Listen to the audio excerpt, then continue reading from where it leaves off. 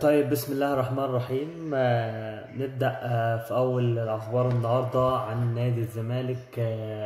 في موضوع القيد بتاعه، خلاص يا جماعة لكل محبين وعشاق نادي الزمالك.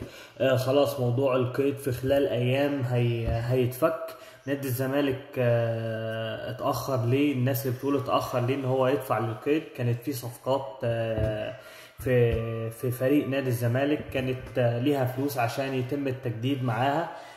منهم مصدق ومنهم اكتر من 3-4 لعيبه تم تسويتهم عشان يفضلوا في صفوف الفريق نادي الزمالك. وان شاء الله خلاص في خلال ايام نادي الزمالك هيدفع 400 ألف يورو عشان يفك القيد.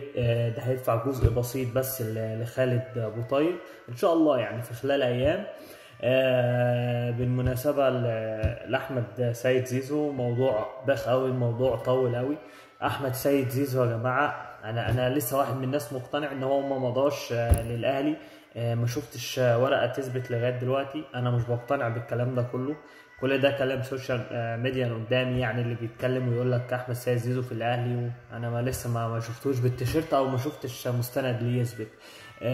طيب، احمد سيد زيزو راح للسفاره. طيب، احمد سيد زيزو راح السفاره عشان عقد رسمي ما بينه وبين شركه ريد بول.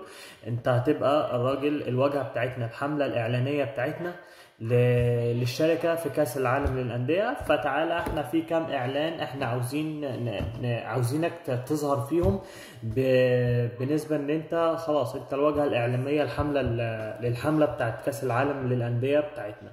فطلبوا من الراجل يتوجه إلى السفارة الأمريكية ليأخذوا بصمات وجه وبصمات يد.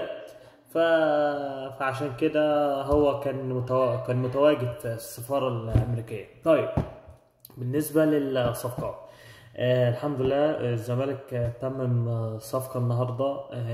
صفقة من المراكز اللي قدام. عندك وينج يمين، وينج شمال، عندك فروت، عندك فروت مخفي عامة، يعني مش ما فيش اسم هيتذكر في الفيديو اسم عشان الناس تعرف تشوف شغلها كويس. بس هو كل ما هو اقدر اقوله ان هو حد اجنبي. وخلاص الصفقة تمت وهيتم الاعلان عنها ان شاء الله في بداية الايام اللي جاية، وخير ان شاء الله وربنا يوفق.